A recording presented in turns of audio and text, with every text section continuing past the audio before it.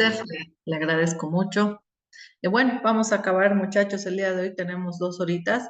Sin embargo, la parte más importante, lo que era lo conceptual relacionado a la educación y la pedagogía, que es la base, por lo tanto es lo más importante, ayer creo que lo hemos cubierto por completo. Entonces, hoy día lo que vamos a hacer es ver la parte ya epistemológica, lo que es el concepto, además del conocimiento, y las corrientes que muchos de ustedes, los que están en la práctica docente, seguramente ya tienen una idea, ya lo conocen, pero igual lo vamos a volver a revisar, ¿no? Tengo una diapositiva donde están las corrientes, es una compilación bastante completita, entonces yo se las voy a mostrar, ¿no? Entonces voy a compartir primero pantalla, por favor. Mm, mm. O sea, casi te vamos a compartir con sonido más. Ay, no, no está abierto un minutito. Es que después ya no me deje elegir. Aquí está conocimiento. Esta es justamente. Ahora sí, vamos a compartir. Por favor, si alguien me puede avisar si se ve la pantallita compartida. Se ve. Perfecto. Hemos visto ya el día de ayer los conceptos de lo que es educación, hemos visto los conceptos de lo que es el aprendizaje. Entonces, y entendemos también que hemos visto la diferencia entre lo que es la parte pedagógica y lo que es la didáctica, ¿no? Ahora vamos a ver el conocimiento que tiene que ver con el aprendizaje, ¿no? El aprendizaje es un proceso que involucra la generación de conocimiento, ¿no? No necesariamente nuevo, pero que involucra la generación de conocimiento. Ahora, ¿qué va a ser el conocimiento conceptualmente? El conocimiento va a ser lo que nos dice ahí la diapositivita, ¿no? Va a ser, perdón, un conjunto de información almacenada y esta información se puede almacenar, es decir, el conocimiento se dice que se puede generar de 2 maneras. Se puede generar a priori o a posteriori. A posteriori va a ser a través de la experiencia, cuando yo vaya haciendo algo y vaya aprendiendo algo después, ¿no? A posteriori, mientras lo hago, yo voy aprendiendo. Y a través de la introspección, que es a priori, la introspección es que yo voy a revisar en mí lo que yo ya sé, lo que yo ya tengo dentro. Entonces, es conocimiento a través de la introspección. Y va a haber 3 etapas para generar este conocimiento, ¿no? Primero, la percepción sensorial. Es decir, cuando yo escucho lo que alguien me dice, cuando yo veo lo que alguien hace, cuando yo aprendo manualmente haciéndolo yo, ¿no? Es la percepción sensorial, esa primera etapa. Después llego a entenderlo. Primero lo recibo, después lo entiendo, lo proceso, ¿no? En mi cabecita lo entiendo. Entiendo el por qué después de hacer este movimiento aquí ha resultado en esto. Y finalmente concluye en la razón. Yo ya lo razono. Ya. Entonces ya me lo apropio. Entonces pasa esto, porque cuando yo hago esto sucede, esta es la consecuencia. Entonces yo ya lo he razonado. Entonces, así es como se genera el conocimiento en estas 3 etapas. Hay diferentes corrientes que nos dicen cómo se genera o si se puede o no se puede generar el conocimiento. El escepticismo, ¿qué nos dice? El escepticismo es una doctrina filosófica que nos dice, no, el conocimiento el hombre no lo puede alcanzar, ¿no? Entonces, ¿por qué? Porque el sujeto no puede aprender del objeto. No estamos los seres humanos en capacidad de aprender. Sabemos lo que ya sabíamos, pero en la práctica no lo vamos a aprender. Eso nos dice el escepticismo, ¿no? El dogmatismo, que es otra corriente, lo inverso que lo anterior, ¿no? Dice más bien, el ser humano puede llegar a un momento, si se esfuerza, si hace todo lo que tiene que hacer, al llegar a tener un conocimiento absoluto, un conocimiento total de lo que es la realidad. Entonces, se puede, es posible, ¿no? Eso nos dice el dogmatismo inverso al anterior. El subjetivismo propone otra cosa, ¿no? Nos dice que toda la verdad y la moralidad de un individuo está en su psique, ¿no? En él, en su propia, en él mismo y en su psique, ¿no? Entonces, todo lo que tiene que ver con el conocimiento va a depender de lo que reside dentro de la psique, dentro del cognitivo de esta persona. Entonces, lo que él conozca va a depender de lo que tiene dentro, ¿no? Es mucho de lo que dicen las teorías actuales, ¿no? No nos olvidemos que nos dicen, no, tú no estás, lo que les decía ayer, ante un individuo como un envase vacío, sino ante un individuo que tiene conocimientos previos, ¿no? Pero ahí dice que todo va a depender del conocimiento previo, no puedes generar algo nuevo, algo adicional, ¿ya? El subjetivismo. El relativismo es parecido al escepticismo, ¿no? Porque dice que no hay verdades absolutas, ¿no? Que no se puede generar un conocimiento específico porque no existe esa verdad absoluta, ¿no? Pero el relativismo inverso a este anterior, que es el subjetivismo, nos dice que el conocimiento va a residir ya no en lo interno del individuo, sino en los factores externos, ¿no? Del medio cultural, ya no en lo interno que tiene el individuo, sino en lo que está afuera.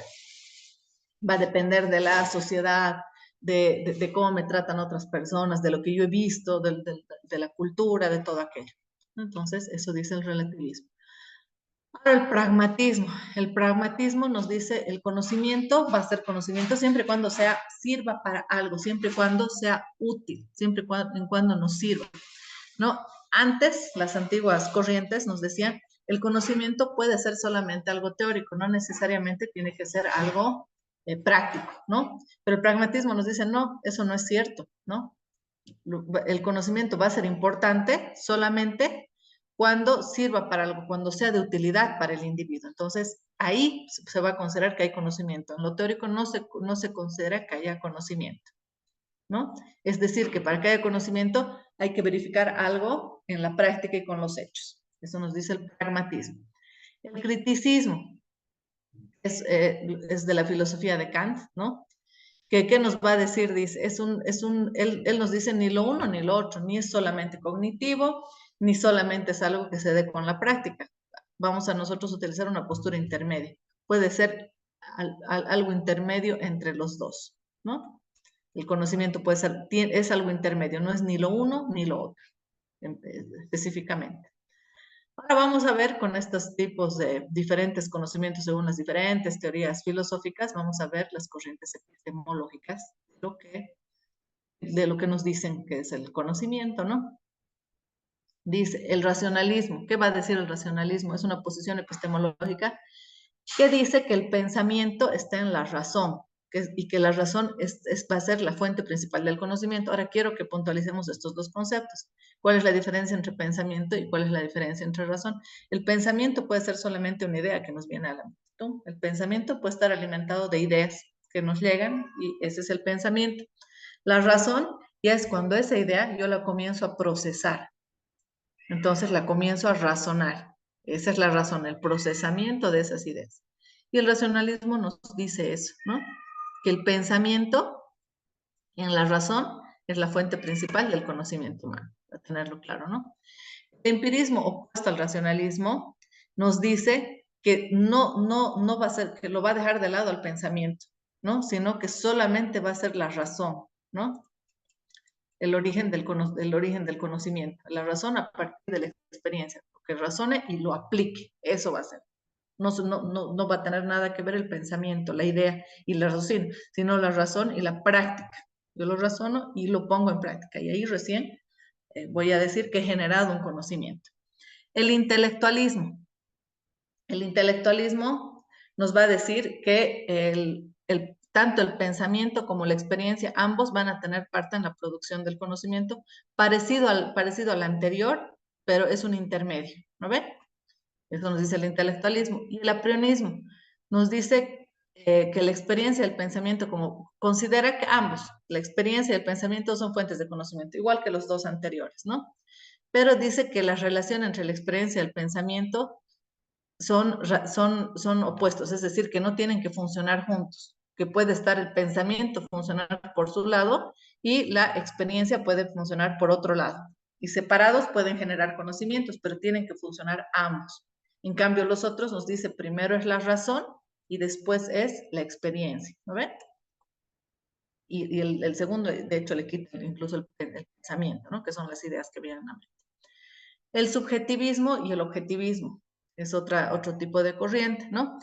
El objetivismo nos dice que el objeto va a determinar al sujeto, es decir, yo como persona que genera el conocimiento, yo voy a estar determinado por el objeto, por el conocimiento que me están dando alrededor mío, ¿no? Las otras personas, las experiencias que tengo. Y el subjetivismo nos dice que el conocimiento está dentro del mismo humano, ¿no? Dentro de mí mismo está el conocimiento. Yo lo tengo que encontrar haciendo introspección, básicamente, y el objetivismo nos dice la extrospección, ¿no ve? Lo inverso. Vamos a ver las soluciones metafísicas, ¿no? De acuerdo a cada una de estas corrientes. El realismo nos dice que las cosas reales, independientemente de la conciencia, ¿no? Que las cosas pueden ser reales al margen de la conciencia. Esa realidad puede existir, no importa si yo estoy consciente de que existe o no existe esa realidad, ¿no? Tenemos el realismo ingenuo y el realismo natural. El realismo ingenuo es aquel que dice eso, ¿no? Que esa realidad va a existir al margen de que yo me entere de que existe o no, va a seguir existiendo. Y el realismo natural me dice que esa realidad, ese conocimiento existe a partir de que yo lo pueda percibir con mis sentidos. Si yo percibo esa realidad con mis sentidos, entonces existe. Bien complejo, ¿no? Todo esto de la filosofía. El idealismo. El idealismo tiene la convicción, el idealismo, de que para que exista esa realidad, por tanto, ese conocimiento, hay unas fuerzas espirituales, ¿no? Unas potencias ideales, hay algo espiritual, hay algo más que va a determinar la realidad. El fenomenalismo nos dice, las cosas como son en sí, nosotros no las conocemos realmente, ¿no ve? Nosotros vemos las cosas de acuerdo a nuestra percepción como creemos que son, pero nunca vamos a ver las cosas como son realmente, porque cada quien, de acuerdo a lo que tiene en la parte cognitiva, de acuerdo a su experiencia propia, va a ver las cosas como lo percibe de acuerdo a lo que él ya conoce, de acuerdo a lo que él ya piensa, de acuerdo a lo que él tiene en su mente, ¿no? Entonces significa que siempre que hay una realidad, si hay una realidad y hay 5 personas, van a haber 5 formas diferentes de percibir esa realidad, pero ninguna de esas 5 va a ser es estrictamente la realidad, porque todos nosotros tenemos procesos mentales diferentes. Eso nos dice el fenomenalismo. Ahora, las soluciones teológicas. ¿Qué nos dicen las soluciones teológicas? ¿No ven? La monista y panteísta. ¿Qué es el monismo y el panteísmo? Nos dice el monismo y el panteísmo que el mundo y Dios, toda la creación de Dios y Dios, por ejemplo, son uno mismo, que son exactamente lo mismo, ¿no? Entonces nos habla de que el sujeto y el objeto, ¿no? El pensamiento y el ser, la conciencia, las cosas, que todo es uno mismo, son uno, todo lo uno. Lo mismo que piensa sobre Dios, piensa sobre lo que es el pensamiento y el ser de la persona. Lo que yo pienso y lo que yo soy es uno solo. La conciencia, la conciencia que yo tengo sobre algo y esa cosa son uno solo, ¿no? Entonces, eso nos dice esta solución teológica, esta situación del conocimiento. La dualista y teísta nos dicen, no, no es uno solo, ¿no? Los dualistas y los teístas teológicamente nos dicen, no es uno solo, hay el bien y hay el mal, hay una dualidad, ¿no? Existe el mal, existe el bien y existe el mal. Entonces, nos dice, hay esa diversidad, ¿no? Entonces, lo mismo planteado respecto al conocimiento, ¿no? El pensamiento, el ser, la conciencia y la realidad pueden ser también cosas distintas, así como existe dualidad en lo que es Dios, en lo divino, también puede existir dualidad en lo que es el conocimiento. Entonces, este es otro. El estructuralismo, ¿qué nos dice? El estructuralismo es un método que nos va a permitir comprender los fenómenos de la psicología, de la economía, la antropología o el análisis filosófico. Entonces, el estructuralismo nos va a ayudar a entender con cualquiera de estas otras soluciones cualquiera de los fenómenos, ¿no? Esto entonces es lo que teníamos que ver básicamente respecto a las diferentes corrientes epistemológicas, ¿no? Hasta acá. Voy a dejar de compartir, por favor. Vamos a ver la siguiente diapositiva. Un minutito. Ahora vamos a ver la epistemología de la pedagogía. Esperen un ratito.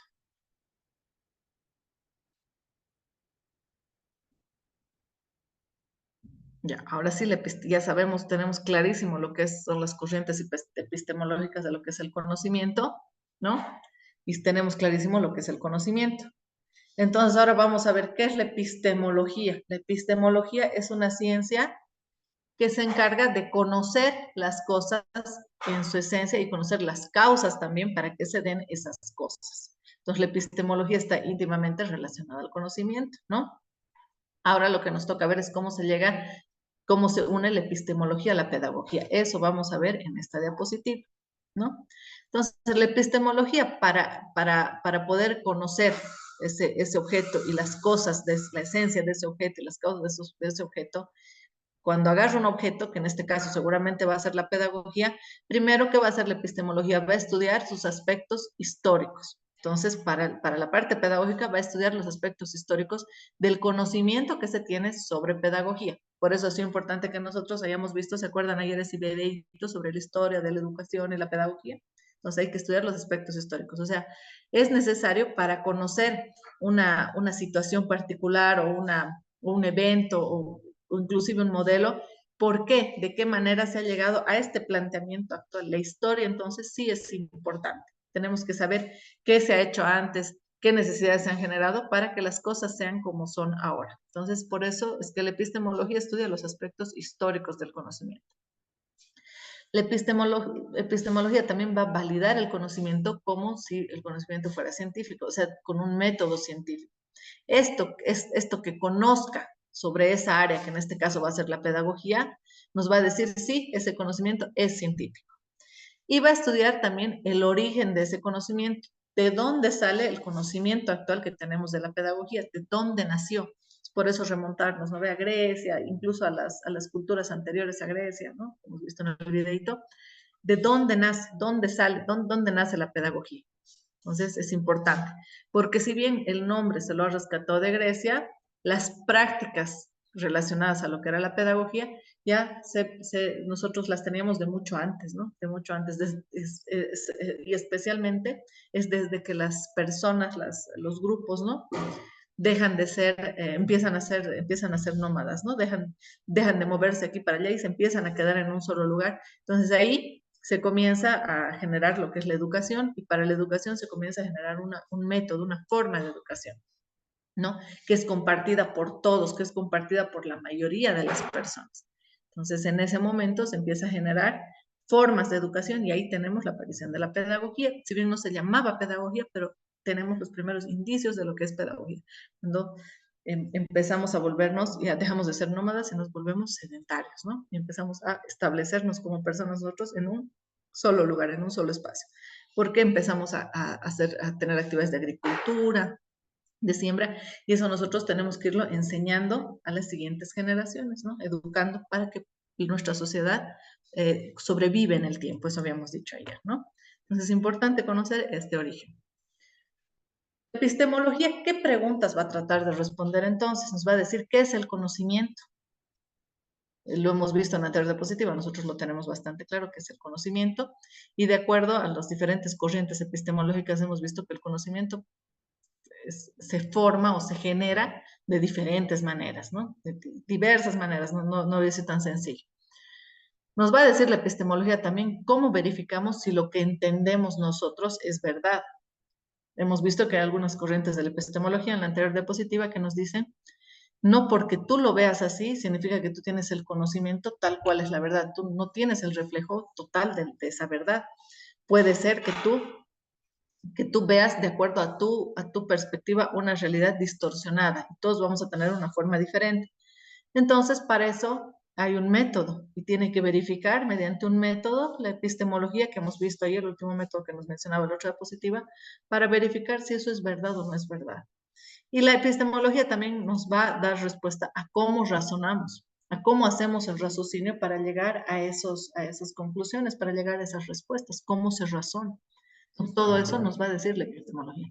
Entonces, la persona que haga todo este análisis epistemológico tiene que ser un epistemólogo que tenga algunas características determinadas que son las que tenemos en esta diapositiva. Tiene que ser capaz de poder crear teorías, es decir, a partir de la revisión de la historia, de la observación que haga, ¿no? Del planteamiento, va a tener el que hacer planteamientos, va a tener que decir, bueno, históricamente pasa esto. Yo he revisado y en determinadas circunstancias lo que pasa es esto, esto, esto, esto. Entonces yo voy a generar una teoría. A ver, ¿y qué es una teoría? Una teoría para economía, por ejemplo, va a ser los precios suben y la demanda de ese producto baja. Es una teoría, ¿no? Entonces es una teoría, como los precios de las cosas suben, entonces la gente quiere consumir menos de ese producto y va a optar por productos sustitutos, ¿no? Y va a bajar la demanda de ese bien. Esa es una teoría, ¿no? Es como creemos nosotros que se va a comportar la realidad.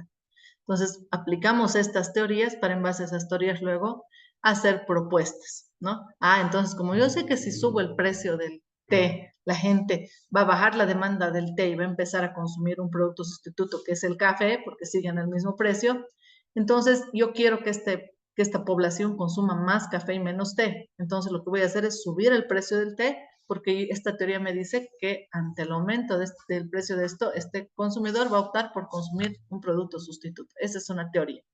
Y de esa manera la teoría nos va a ayudar a manipular la realidad, ¿no? Gracias al planteamiento de teorías, nosotros podemos manipular la realidad a nuestro interés, a nuestra conveniencia, ¿no? Por ejemplo, en algunas ciencias se usa mucho eso, en economía, por ejemplo, ¿no? El epistemólogo tiene que ser capaz también de explicar la razón de las cosas, lo que he hecho ahorita, ¿no? Ah, la teoría dice, sube el precio de un producto y baja la demanda de ese producto y aumenta la del sustituto. Ah, pero ¿por qué? Ah, la explicación. ¿Por qué? Porque este bien no es el único que sirve para tomar té. Ay, no para la hora del té, perdón, no es el único que sirve para la hora del té. El café también se consume mucho en la hora del té. Entonces, si yo aumento el precio, lo lógico que va a hacer el consumidor es ir a su sustituto inmediato, que es el café. Cuestan lo mismo, supongamos, sabemos que no es así, ¿no? Pero supongo que cuestan lo mismo, entonces lo que va a hacer el consumidor es consumir más de esto. ¿Y en qué medida va a afectar? Y ahí van a entrar otros cálculos, las elasticidades, pero lo tiene que explicar la razón por la cual él plantea o existe esa teoría, ¿ya? ¿Qué más tiene que hacer el epistemólogo? Nos va a crear condiciones para que se dé un nuevo conocimiento. Es decir, va a recabar toda esa información y nos va a dar todos los elementos para que nosotros seamos capaces de generar nuevos conocimientos, ¿no? Eso va a ser el epistemólogo. Vamos a pensar que es como una persona que está por fuera. Tiene que este epistemólogo tener también conciencia histórica, reflexiva y crítica. Tiene que parecerle importante la historia, básicamente es eso, no tiene que tener conciencia, tiene que saber que la historia, que lo que ha pasado antes con los fenómenos educativos, que lo que ha pasado antes con los fenómenos económicos, que lo que ha pasado antes con los fenómenos religiosos, que todo lo que ha pasado antes tiene una influencia en el estado actual que estamos. Entonces, la historia tiene que parecerle importante, tiene que tener esa conciencia histórica y tiene que ser capaz de poder agarrar esa historia, todo lo que ha pasado antes, reflexionarlo y tiene que ser capaz de criticar lo que ha pasado, decir, ah, esto que hicieron en tal momento de la economía, del plan, de la vida, no sé, estuvo mal. Antes se creía que la plata, el oro generaban riqueza, pero no, lo que generan son procesos inflacionarios, o sea, cuando solamente se inyecta dinero a la economía, se empieza a inflacionar, ¿no? Entonces, de alguna manera, el Estado tiene que sacar ese dinero de la economía para equilibrar, porque como la gente tiene tanto dinero, los productores aumentan los precios y los consumidores, como tienen mucho dinero, lo pagan sin problema. Cuando hay mucho dinero, lo van a pagar sin problema. Entonces van a empezar a inflar los precios de las cosas, porque ellos tienen mucho, todos tienen mucho dinero. Entonces todo se va a empezar a inflar y va a llegar un punto que si esto se vuelve incontrolable, los productores van a subir tanto los precios de sus productos que a los consumidores ya no les va a alcanzar ni para lo básico, porque se ha inflacionado la economía, han subido los precios. Eso es hacer una reflexión de lo que ha pasado y la crítica es, no se debe inyectar dinero a la economía, así, o lo que valga dinero, lo que tenga el valor de dinero, cosas que tengan valor, no necesariamente es dinero, a veces es oro, dependiendo del momento histórico pueden ser cosas diferentes, ¿no? Pero no puedo inyectar. La crítica es, se ha hecho mal, debería el Estado haber buscado mecanismos para sacar dinero, desinyectar de la economía. Y ahí se inventan, ¿qué? Los impuestos, ¿no? Los impuestos son una manera de sacar dinero de la economía, un ejemplo, ¿no? U otros mecanismos, ¿no? También que utilizan las economías a partir de esas experiencias que han tenido. Pero para eso necesitas reflexionar, necesitas ser capaz de criticar lo que ha pasado antes para que se planteen mejores propuestas. El epistemólogo no va a ser necesariamente el que vaya a plantear propuestas, podrá ser pues el economista, podrá ser el teólogo, no sé, la persona que esté llamada a hacerlo. Sin embargo, tiene que darle las condiciones, las herramientas y tiene que plantear el escenario para que se pueda hacer eso, ¿no? El epistemólogo tiene que ser capaz de someter los paradigmas a procesos de conjetura y refutación permanente. Básicamente, ¿qué era un paradigma? Habíamos dicho, un paradigma era algo que todo el mundo cree que es así porque siempre ha sido así. Algo que todos, una verdad que nosotros la damos por cierta. ¿Por qué? No porque la hemos reflexionado, no porque ni siquiera la hayamos pensado, porque siempre ha sido así, creemos que es así. Y la mayor parte de las personas, cuando la mayor parte de las personas lo cree cierto, ya es un paradigma, ¿no? Entonces el epistemólogo tiene que ser capaz de identificar estos paradigmas y ser capaz de hacer conjeturas sobre eso para ver por qué pensaron esto. Seguramente porque en ese momento pasó esto. Pero ¿estará bien? ¿Por qué no está bien? Y tiene que ser capaz de refutarlo, siempre de poner en duda estos paradigmas, de poner en esa situación a los científicos, a la ciencia, a la tecnología, a todos, ¿no? Y en el caso de la pedagogía, también a los pedagogos, ¿no? Esto que siempre ha sido así, este modelo que siempre ha sido así, estos roles que han tenido el docente y el estudiante, que siempre han sido así, ¿estará bien todavía? ¿No estará bien? Piénsenlo, no da buenos resultados, ¿no? Entonces, ¿por qué yo creo que no dan buenos resultados por esto? Entonces, eso es refutar permanentemente los paradigmas. El epistemólogo también debe concebir, producir y distribuir el conocimiento científico. Es decir, debe hacer que se genere, que nazca ese conocimiento, producirlo sobre ese conocimiento, que siga produciendo más conocimiento relacionado a ese y distribuirlo, compartirlo con la gente. ¿Por qué? Porque de esa forma ese nuevo conocimiento nuevamente va a entrar en esa cadena, se va a volver un paradigma y nuevamente llegará otra persona, otro epistemólogo que vaya y lo pueda refutar. Lo va a refutar nuevamente y nuevamente vamos a entrar en este proceso. Entonces vamos a entrar en un proceso de mejora continua, ¿no?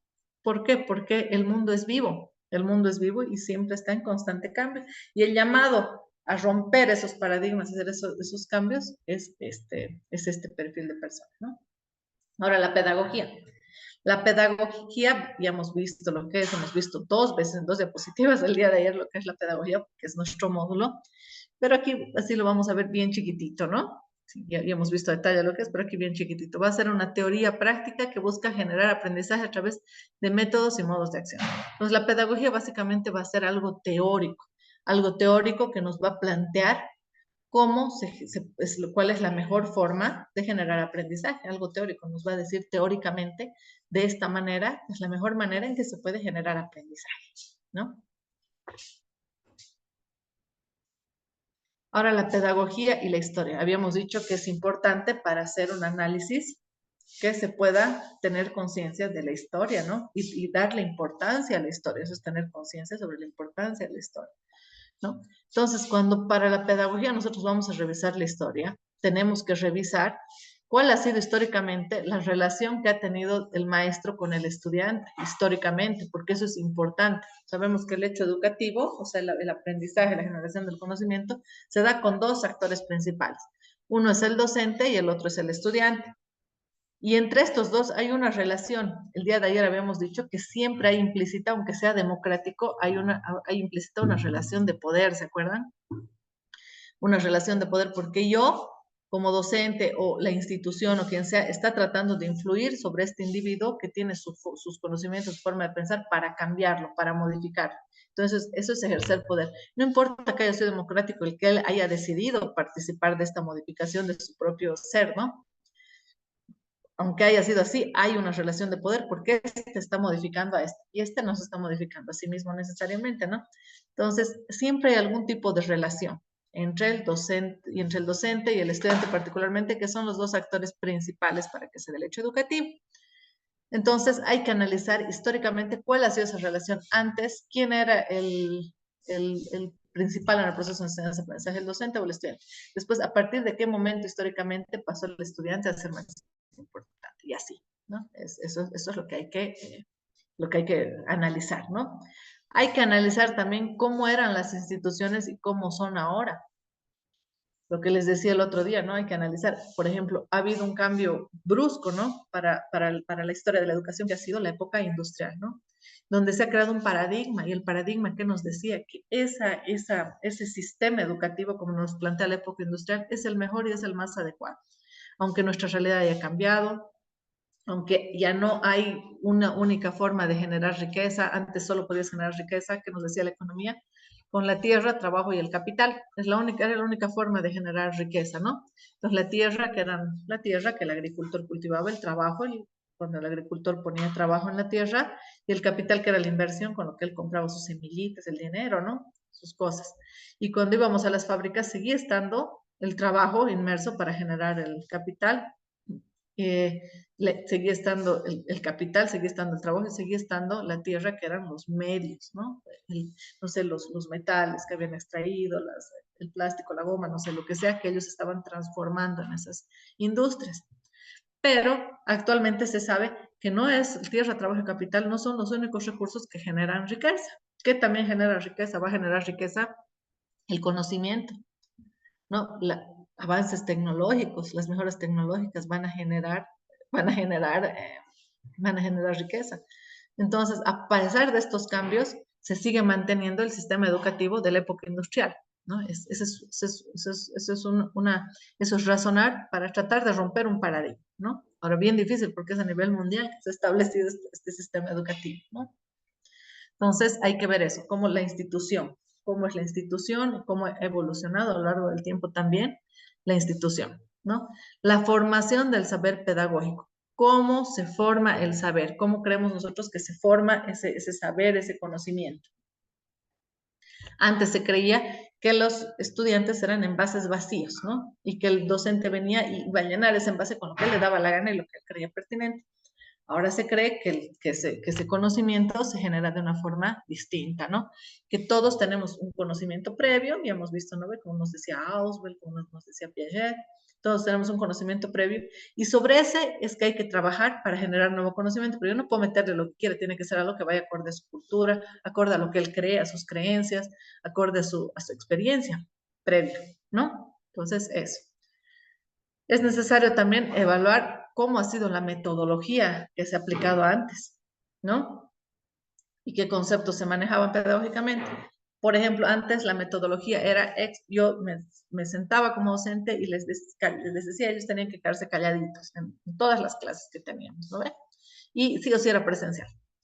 Entonces, la metodología hoy en día ha cambiado porque hoy en día hay tecnología. Hoy en día hay nuevas corrientes pedagógicas que te dicen, no, usted ya no es tan importante, lo importante es que el estudiante haga sus actividades, que el estudiante participe, que el estudiante haga esto, aquello. Entonces, va cambiando la metodología también en que se aplica la parte pedagógica, ¿no? Y los conceptos, lo que se cree, ¿no?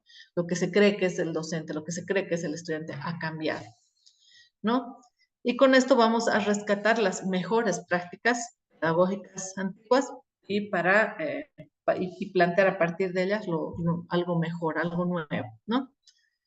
Entonces, ¿qué va a ser la epistemología de la pedagogía? La epistemología de la pedagogía va a estudiar la complejidad interna que tiene que tiene la pedagogía. ¿Hay alguna complejidad? Claro que sí.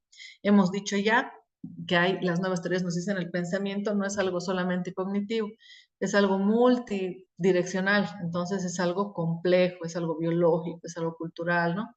Entonces hay una complejidad en la pedagogía, porque la pedagogía te dice cómo vas a generar conocimiento, ¿no? Cómo vas a generar aprendizaje. Estudia cómo, ¿no? Te estudia cómo y te dice cuál es la mejor manera de hacerlo, la mejor metodología, el mejor método para hacerlo. Entonces te va a dar una teoría, eso decíamos de la pedagogía, ¿no? Para que tú puedas hacerlo metodológicamente mejor, eso. Y como la mente es compleja, va a ser complejo también el estudio de la pedagogía, ¿verdad? La epistemología de la pedagogía también va a buscar destacar la importancia del maestro, intenta responder a preguntas como, la pedagogía va a decir el maestro sí es importante, no deja de ser importante en las nuevas corrientes, todavía es importante en las nuevas corrientes, pero ahí tiene que responder a algunas preguntas. Nosotros como maestros somos los pedagogos, nosotros como maestros debemos saber de pedagogía, el estudiante no necesariamente. Entonces, para aplicarlo adecuadamente, tenemos que entender esto que se nos plantea aquí, ¿no? ¿Qué es ser maestro? ¿Qué significa para mí ser docente? ¿Qué significa para mí enseñar? ¿Qué enseñamos y cómo lo estamos enseñando? Todas esas son cuestionantes de la epistemología de la pedagogía. Entonces, son preguntas que yo tengo que hacerme como docente y que las tengo que analizar, ¿no? Una vez las analice y las entienda, tengo que ver si es el qué soy como maestro. Soy guía, soy el dueño de la clase, no sé, pues soy un dictador. ¿Qué soy como maestro? ¿Qué estoy enseñando y cómo lo estoy enseñando? Tengo que ver si va acorde a la teoría que se me está planteando en este momento, ¿no? Relación de la epistemología y la pedagogía. Entonces, ¿cuál va a ser la relación entre estas dos? Va a tratar de determinar si la pedagogía, la epistemología, ¿no? Va a tratar de determinar si la pedagogía tiene o no un estatus científico. ¿Será científica? ¿No será científica? Eso se va a tratar, la epistemología va a tratar de indagar en eso. Hoy en día decimos que sí, que tiene un carácter científico porque tiene un método, ¿no? Para analizar todo lo que es el hecho educativo, ¿no? ¿No? Porque la pedagogía lo que hace es analizar cómo se da la educación, ¿no? Cómo se genera el aprendizaje y todo eso. Es decir, entonces la epistemología va a poner eso en duda y va a decir, ¿se puede ser una ciencia? No puede ser una ciencia, ¿no? Va a ser el resultado de la experiencia y la observación. Entonces la epistemología lo que va a hacer es ver la pedagogía, experimentar, hacer algunos cambios para ver qué pasa, ver si le quito al docente el poder en el aula, qué va a pasar con el estudiante, se genera mejor aprendizaje, no se genera mejor aprendizaje, a ver qué pasa con la educación si hacemos esto, ¿no? Y va a ir observando. Entonces, a partir de esa observación, va a hacer ese análisis para predecir o para establecer si lo considera una ciencia o no lo considera una ciencia. La pedagogía, entonces, va a ir siempre junto con la epistemología, ¿no? Entonces, la epistemología pedagógica se va a centrar en conocer el fenómeno pedagógico, cómo se da el fenómeno pedagógico, cómo se da el método, cómo se da el hecho del proceso de enseñanza-aprendizaje.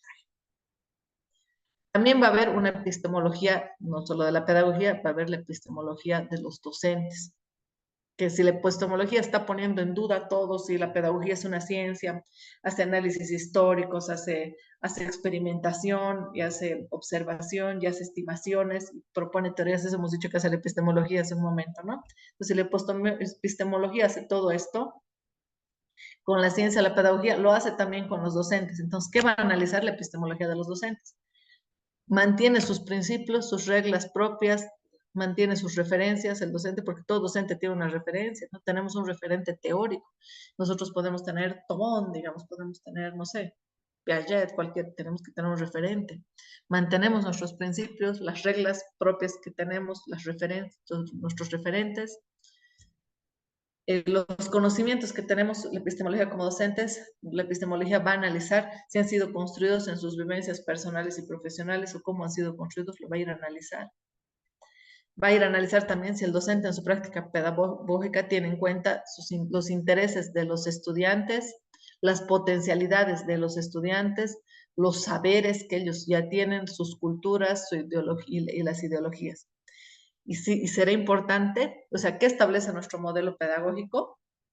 Lo está haciendo el docente, porque si el modelo pedagógico establece que el docente tiene que tener en cuenta todos esos intereses, potencialidades, saberes, culturas, ideologías, el docente lo debería estar haciendo, ¿ya? Entonces, eso es importante. Y de hecho, las nuevas corrientes pedagógicas nos dicen que sí, que hay que tener en cuenta qué le interesa al estudiante para saber cómo enseñarle, qué darle, cuál es su potencial, ¿no? Y todo eso, su cultura, la forma en la que piensa, todo eso nos dice que hay que tenerlo en cuenta. Ahora lo que vamos a hacer, aquí creo que ya estamos con esto. Voy a dejar de compartir un poquito a manera de distendernos. Les voy a mostrar un videito para que veamos cómo han ido evolucionando las corrientes pedagógicas. Es un videito chistoso, ¿ya? Para que se distraigan un poquito, para que se distiendan. Este videito que les voy a mostrar es un videito de cómo es la educación en Finlandia. Se llama El éxito de la educación finlandesa, ¿ya? Y nos va a mostrar el videito cómo y por qué. En realidad es un señor, Michael Moore, que es el que ha hecho estos documentales, que tenía la teoría de que las Torres Gemelas, lo que había pasado con las Torres Gemelas de Estados Unidos, había sido un autoatentado de Estados Unidos, ¿no?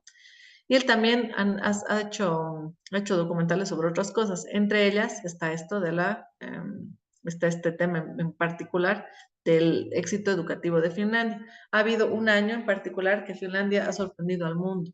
Hay unos exámenes que son los exámenes PISA, seguro mucha gente aquí los conoce, que mide a nivel mundial cuál es el nivel educativo en el cual están tus estudiantes en secundaria, ¿no? Entonces, ha habido un año, y hace bastantes años, en que Finlandia, aunque siempre Finlandia está entre los primeros lugares, ¿no? Entre los 10, 15 primeros, en que Finlandia salió como primer lugar, ¿no? En preparación de sus estudiantes. ¿Y por qué se sorprendió la gente? Porque la educación en Finlandia era totalmente antagónica a lo que se consideraba en ese momento una educación de calidad, una buena educación, ¿no? Porque en Corea, no sé, pues en Japón los niños no tenían vida, no viven estudiando, hasta las siestas las hacen en el mismo colegio, no salen, no pueden dejar de estudiar, hay una presión social tan fuerte, entonces, ¿cómo es posible que los finlandeses les hayan ganado, ¿no? En estas pruebas PISA, que son a nivel mundial totalmente totalmente transparentes. Entonces ha ido este señor Michael Moore a hacer ahí una escuela en Finlandia, a hacer un documental a Finlandia, ¿no? A Finlandia, no una escuela, hacer un documental en Finlandia. Y este es un videíto que nos resume bien chiquitito, no es largo para nada, pero que nos resume qué ha visto ahí este señor Michael Moore. Un poquito para distendernos, yo se los voy a mostrar. Por favor, si no se está escuchando el audio, no se ve la imagen porque yo voy a apagar ahorita el video y mi micrófono me grita. No hay problema, ¿ya? Y yo lo vuelvo a iniciar. Pues ahorita les voy a compartir pantallita de un cachito.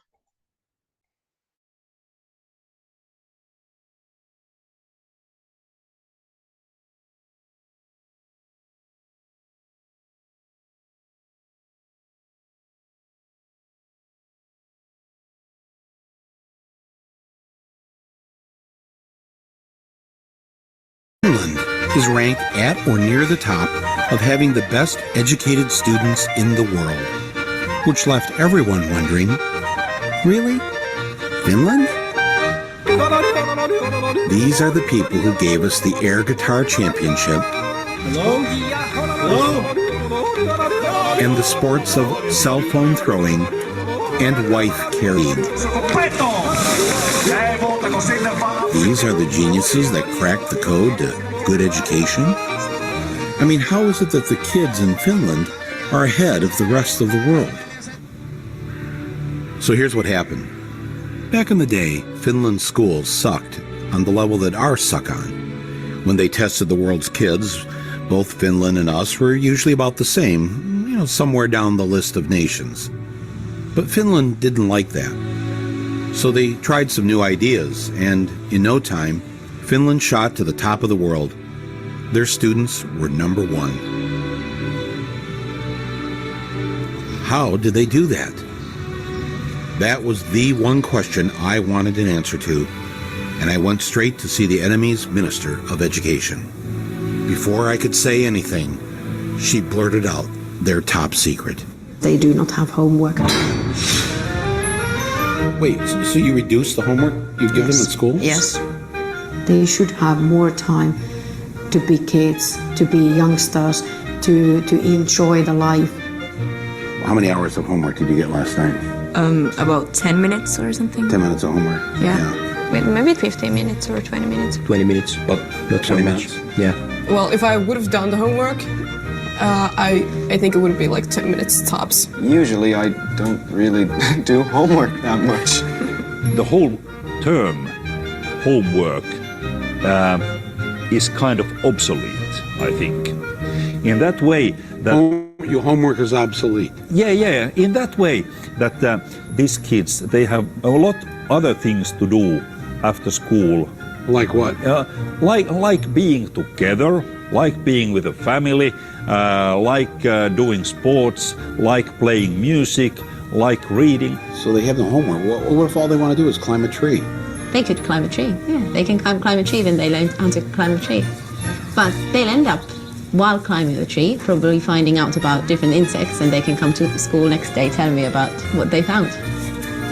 Compared to the older kids, how many hours a day do the younger ones go to school? Mondays, 3 hours. Tuesdays, 4 hours. It varies. It's 20 hours a week. So they're, oh man. Now, does this 3 or 4 hours at school include the lunch hour? Yes. How are they learning anything? How are you getting anything done? Your brain has to relax every now and then. If you just constantly work, then you stop learning. And there's no use of doing that for a longer period of time. Finland students have the shortest school days and the shortest school years in the entire Western world. They do better by going to school less. How many languages do you speak? English, yeah. Swedish, Spanish. Finnish and Swedish. Finnish, English and German. French, German. Finnish and English. English, Swedish, and French and Spanish. So you were an exchange student in the U.S.? Yeah. When you got back here in school, what did you notice that you felt relieved about? No more multiple choice exams. No multiple choice exams here? Or very few of them, if any. Really? All of my exams in the U.S. How do you answer the question right if it isn't listed as one of the 4 choices? You write your answer. You have to know it, actually. Yeah. You actually have to know it. Yeah. If there was one thing I heard over and over again from the Finns, it was that America should stop teaching to a standardized test. Get rid of those standardized tests. National testing. Standardized tests. Standardized testings. What you are teaching your students is to do well on those tests, and you're not really teaching them anything. No, we are teaching them. We're teaching them how to flunk a test, and then a bunch of schools fail the test, and those schools are turned into charter schools, and then somebody makes a lot of money. But school is about finding your happiness, finding a way to learn what makes you happy. They figure now about 1/3 of the school time the students are in school is spent preparing for the standardized test. And so they've eliminated a lot of things that aren't on the test. So music is gone, art is gone, poetry is gone. Yeah, in many schools. Civics isn't even on the test. So now schools are dropping Really? civics. Yes. Civics, American civics. Okay. Unbelievable. We got rid of poetry. Really? Yeah. Yeah. Why? It's a waste of time. When are they ever going to learn? When are they ever going to speak as poets when they're adults? How does that help them get a job?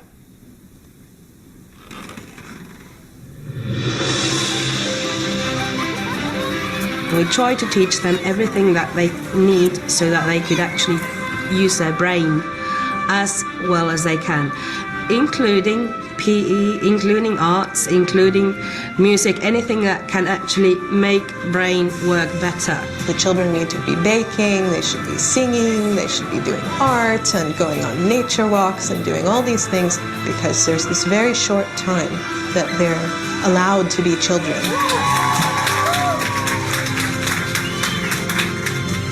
If you don't have standardized tests here in Finland, how do you know which schools are the best? And, people need a list. The neighborhood school is the best school. It is not different than the school which can be, for example, situated in the town center, because all the schools in Finland, they are all equal.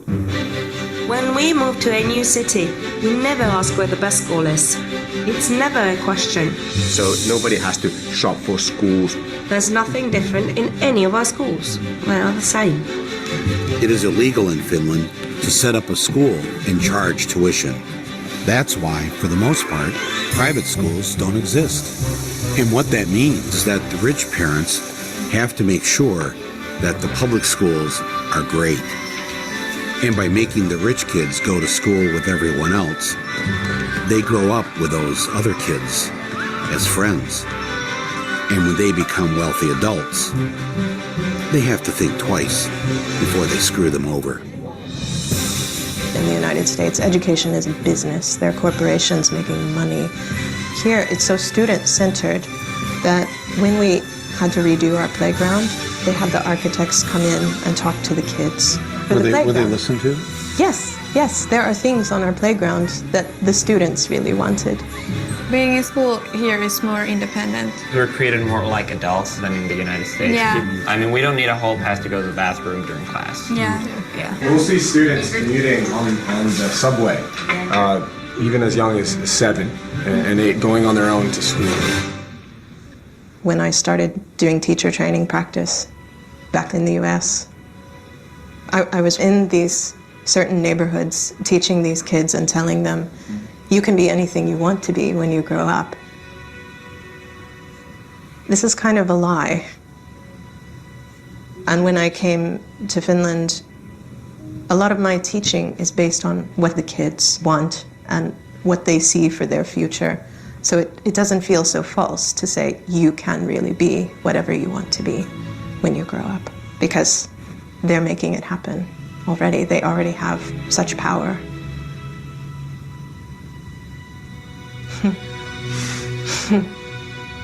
That's upsetting to think about that, that our kids don't have that.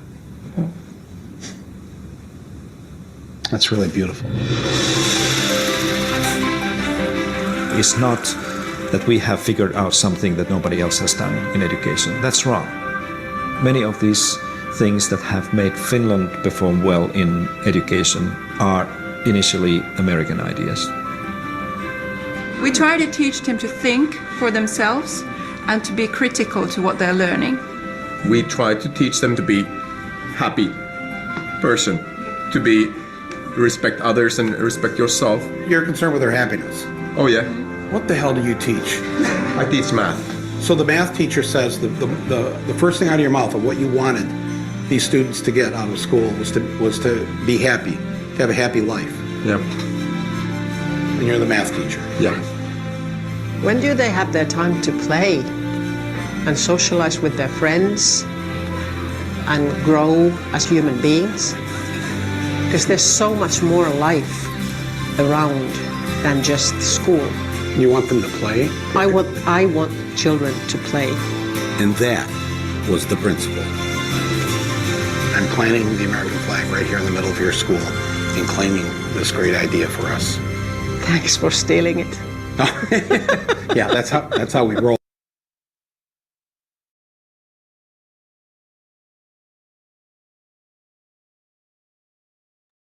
Y eso es un... Perdón, un ratito, voy a... Listo, ya lo apagué. Pero eso es un poquito para distendernos entre toda la exposición y ver cómo, más o menos qué es lo que plantean. Ahora vamos a pensar metodológicamente, teóricamente, qué estará planteando ese modelo pedagógico finlandés. ¿A cuál de estas que vamos a revisar ahorita, cuál de estas corrientes pedagógicas corresponderá este modelo finlandés? ¿No? Entonces, un minutito, este es el siguiente video que ya lo estoy preparando para que lo vean luego. Ya, entonces ya hemos visto la epistemología de la pedagogía y ahora quiero que revisemos los modelos pedagógicos. Vamos a entrar a revisar. Es lo último que tenemos por avanzar, así que estamos perfectamente a tiempo. Voy a compartir pantallita y hay un videito más que les voy a mostrar luego, cosa que no nos aburramos. Chin, chin. Ya. Este es el presi y esta es la presentación de los modelos pedagógicos. En video no, así nomás lo vamos a hacer. Entonces aquí están presentar los modelos pedagógicos. Como podemos ver acá, ya se está compartiendo la pantallita, tenemos una línea de tiempo de los modelos pedagógicos desde la escuela, lo que era la escuela tradicional, hasta los modelos más actuales, ¿no? Vamos a ver, aquí pasamos por el modelo romántico de la nueva escuela y todos ellos. Vamos a ver qué va planteando cada uno de estos. Entonces, vamos a empezar a explicar. El modelo pedagógico tradicional, ¿en qué siglo nace? ¿En qué siglo se inventa? Se inventa en el siglo XVII, ¿no? De todos los que conocemos, puede ser tal vez del que siempre nosotros escuchamos. Cuando nos hablan de la vieja escuela, se refieren a este modelo pedagógico tradicional, ¿no? Es el modelo que a lo largo de la historia ha sido el más utilizado, es decir, se ha utilizado durante el periodo más largo de tiempo, ¿no? Básicamente se basa este modelo pedagógico tradicional en que el docente es el principal transmisor del conocimiento al estudiante, ¿no? Se considera que el estudiante es un envase vacío y que el docente es el que tiene que transmitirle ese conocimiento al estudiante, ¿no? Ahorita vamos a ver un poquito más, ¿no? El momento sociohistórico en el que surge, es decir, históricamente en qué momento nace este modelo, ¿no? En los siglos XVII y XVIII, y comienza ¿en dónde? En Francia, ¿no? Justo aparece cuando empieza a surgir lo que es la burguesía, ¿no? Entonces aparece como una expresión de modernidad. Entonces dicen, ahora vamos a tener la pedagogía tradicional, este es el planteamiento y es algo muy nuevo, ¿no? Entonces surge la burguesía y surge esta institución también y esta forma de desarrollar el proceso de enseñanza-aprendizaje, ¿no? Termina más o menos, se acaba de concretar con el surgimiento de la escuela pública en Europa y América Latina, ¿no? Y con el éxito de revoluciones republicanas, de doctrinas políticos y sociales del liberalismo, ¿no? Más o menos ahí se concreta, o sea, termina más o menos en el siglo XIX, ¿no?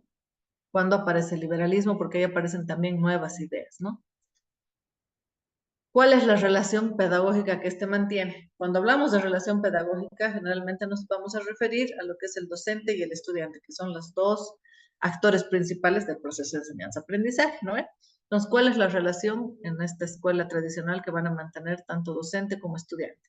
El docente en esta escuela tradicional va a ser el centro del proceso de enseñanza-aprendizaje, es decir, él va a ser el principal, él va a ser el importante. ¿Y por qué va a ser el importante? ¿Por qué va a ser el superior al estudiante dentro de esta relación pedagógica? Porque él es la persona que es dueño del conocimiento, y como él es dueño del conocimiento, solo él lo puede transmitir. Entonces, sin el docente no se puede dar el proceso de enseñanza-aprendizaje sin los conocimientos que tiene el docente. Entonces, por eso es que él es tan importante, ¿no? El estudiante, por otro lado, puede ser uno o pueden ser varios. Lo que tiene que hacer, como su única fuente de conocimiento es ese docente, es solamente repetir, es decir, memorizar lo que le da el docente y ser capaz de repetirlo, ¿no?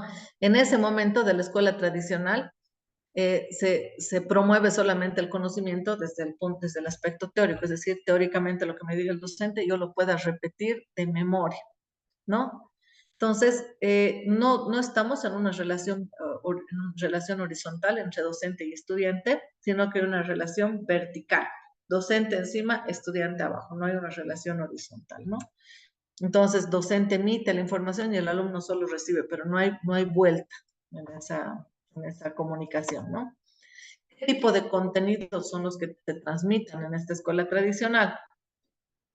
El contenido está limitado a lo que el docente establece, ¿no? O a lo que le establece en su texto guía, digamos, ¿no ve? Pueden ser no necesariamente en un documento escrito, no puede ser en una página, en una asignatura o en una plataforma, pero se restringe a lo que el docente ha decidido que el estudiante debe aprender y no va más allá, ¿no?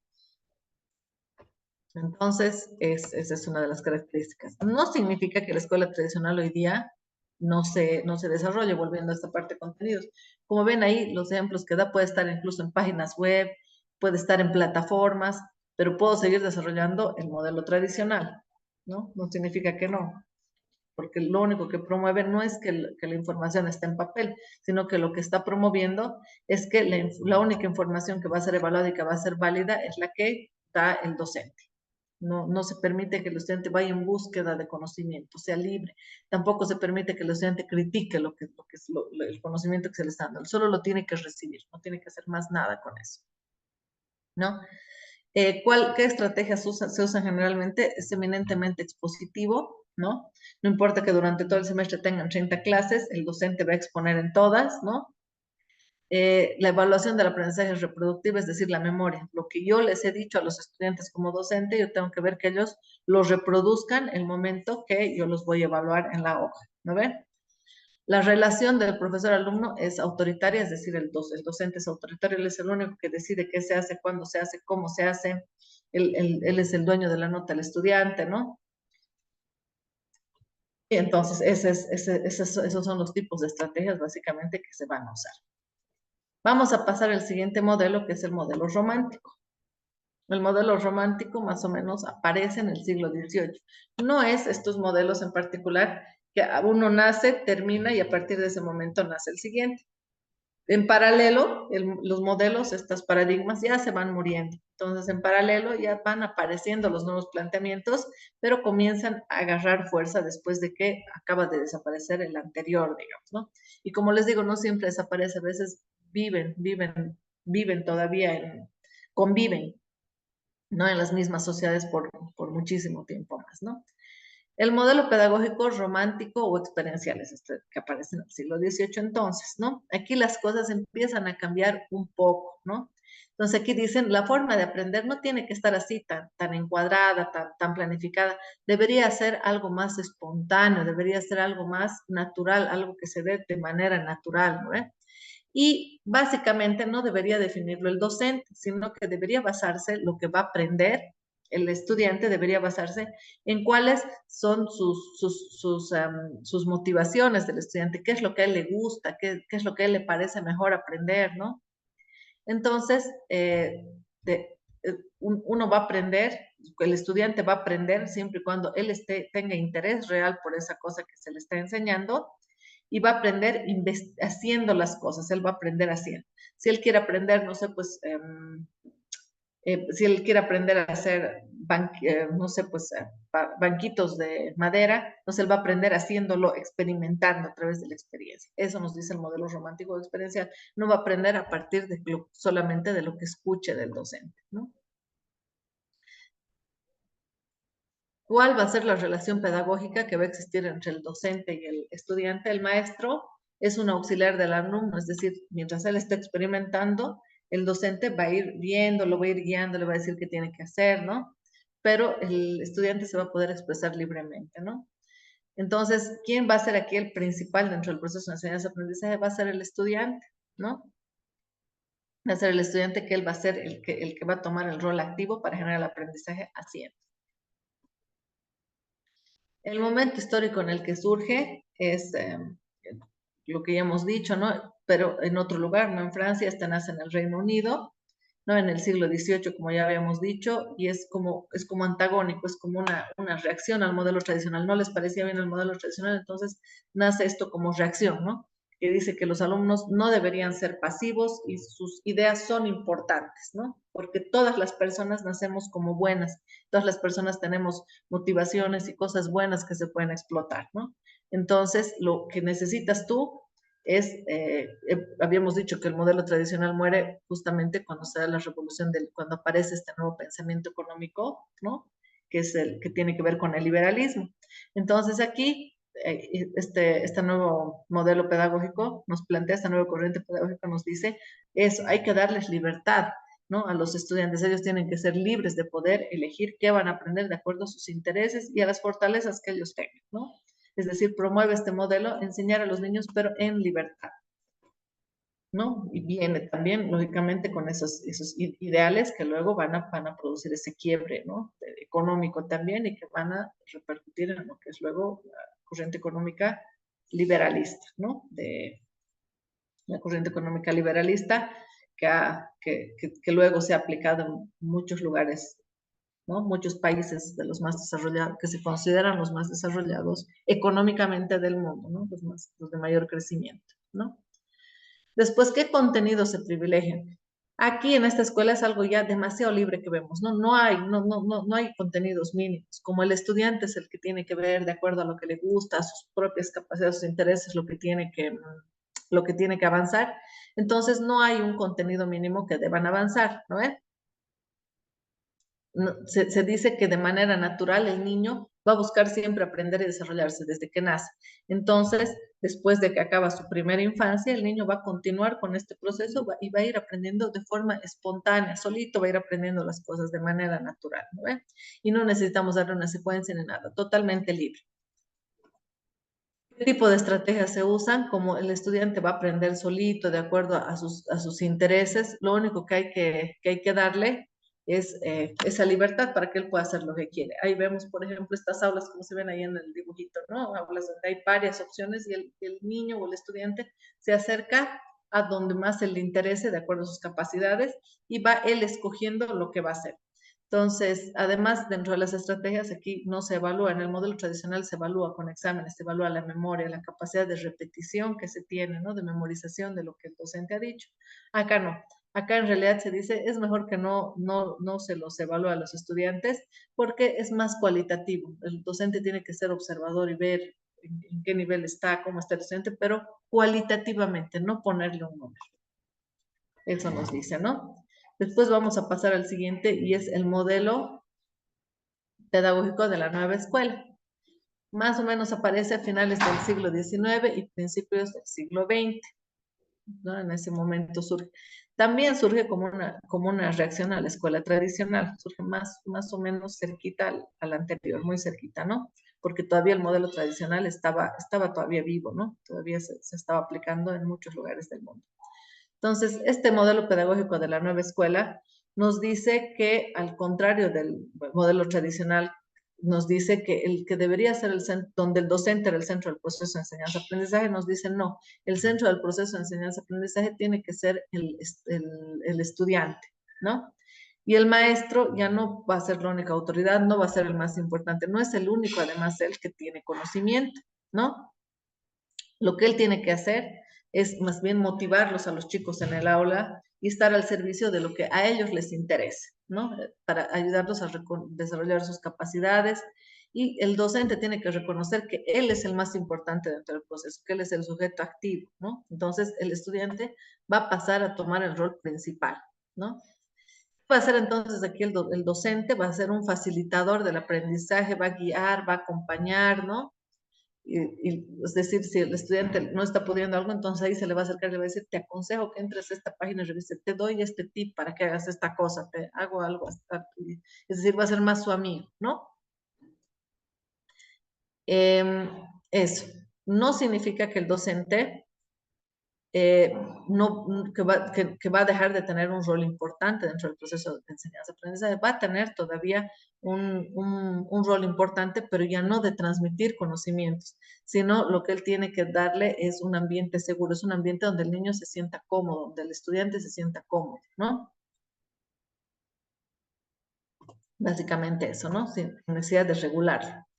¿En qué momento histórico surge? Es John Dewey el que plantea este tipo de corriente en Estados Unidos, ¿no? Él está rechazando las ideas de su época, ¿no? En las cuales él las consideraba que era antipedagógico. Todo lo que plantaba lo tradicional, ¿no? La pedagogía tradicional para él era totalmente antipedagógico, todo lo que planteaba esto, ¿no? Entonces, ¿qué hace este señor John Dewey?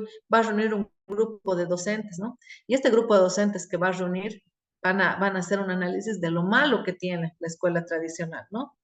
Y nos va a decir que se deben implementar reformas. Él más que nada lo que hace es reunir un grupo de gente para que busque lo malo que tenía el modelo tradicional y que a partir de ese análisis de lo malo que tenía puedan plantear un nuevo modelo, ¿no?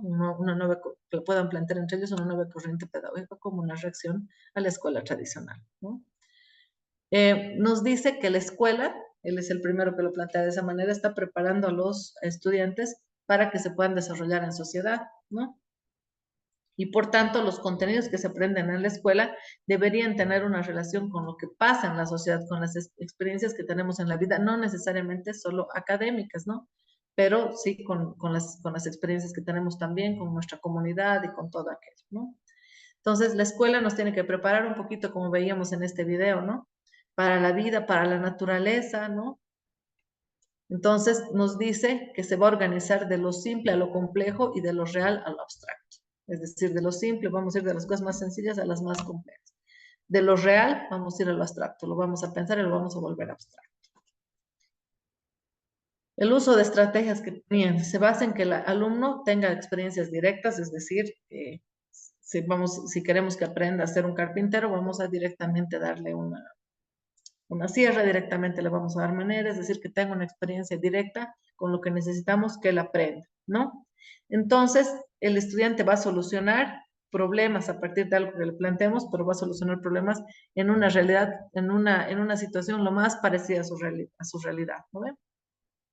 Y vamos a dejar que el mismo niño plantee cómo va a solucionar ese problema, plantee las posibles soluciones a ese problema, y vamos a darle la oportunidad de que aplicándolas vea si la solución que él ha planteado ha sido cierta o no, es decir, vamos a lanzarlo al estudiante a experimentar, ¿no?